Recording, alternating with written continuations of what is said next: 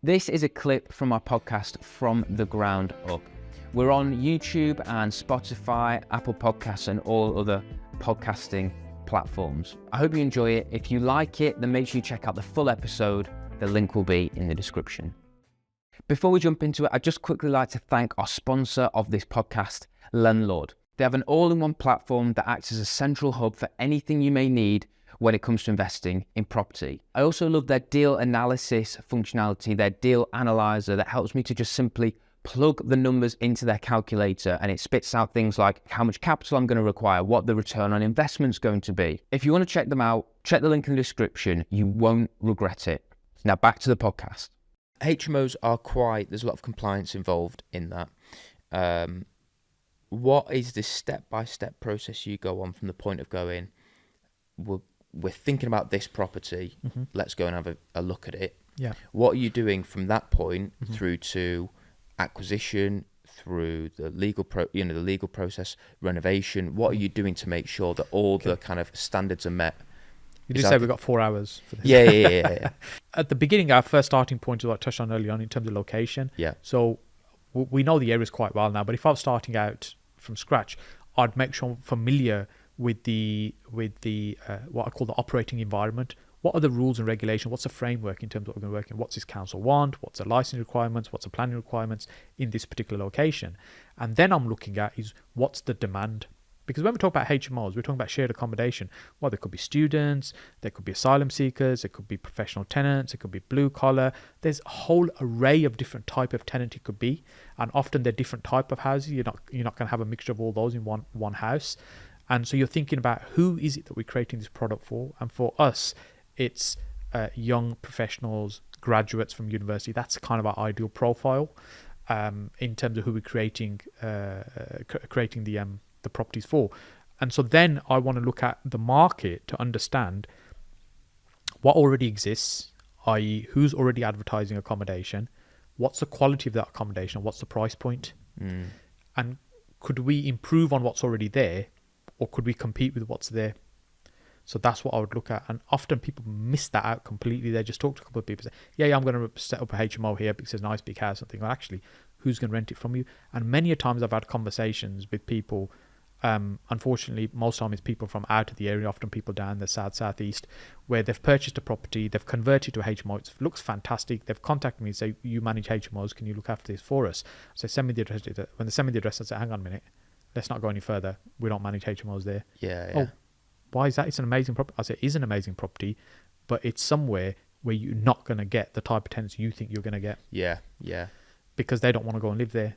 And if they've got a decent budget, they're going to want to live somewhere nicer.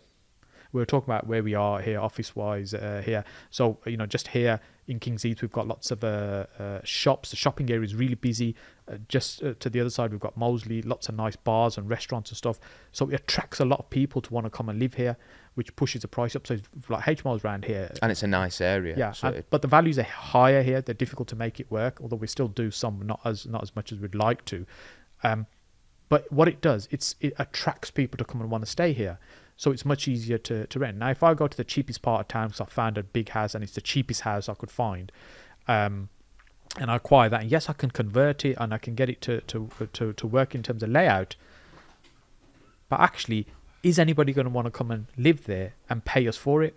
And that's the challenge. That's what we've got to think about. So firstly, it's the operating environment. Secondly, it's who's the product for? Is there sufficient demand from people for that particular product? And then we look at the property and say, right, what's the layout? And we tend to use software like Floor Planner. We measure it all out and we work out, okay, how can we do this? And often, because we've done so many, generally we can walk around a house very quickly and work out what we're going to do with it without actually drawing out the plans. But we still do detailed plans. And we want to work out where the bathroom is going to go. So we've got 6 bathrooms. That's a lot of drainage because we always go ensuite, all ensuite. Yeah. Because we think that we're future-proofing the model, because in the future, what will happen is more and more people will want that. So when I think about when I was at university and where we used to rent, we used to call it digs at the time. Yeah. You'd be happy with just a mattress and a pillow. Yeah. And it'd be like 6 to 8 people sharing one bathroom. And that's just common. And now when I look at some of my friends' kids going to university and and stay. Most my kids have went to university, stayed locally at home. But when they're going to university, and you know they're affluent, they can afford a nice environment. They want little Johnny to stay in a really nice place, and the rents they're paying are ridiculous. Yeah. And the expectations are much higher. But that's fine, you know, if they can afford to do that.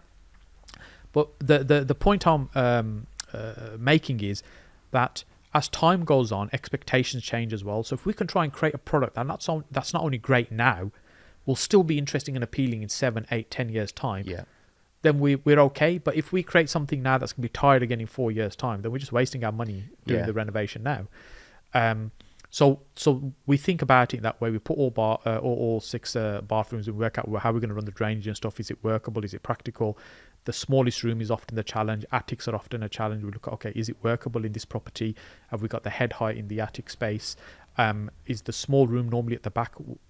Often the houses we tend to like, your 3-story Victorian Edwardian style houses, the middle floor bathroom, the bedroom at the back will be next to the bathroom.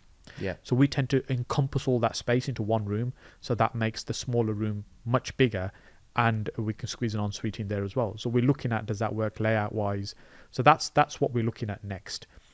So we're not looking to tick boxes and meet minimum sizes, because when you think of a minimum room size, which is about 6.5 square meters, you can literally almost touch the 2 walls. Yeah. Who wants to live in a prison cell like that? Yeah. You might have ticked the boxes and say it's compliant, but actually, is it desirable? Yeah.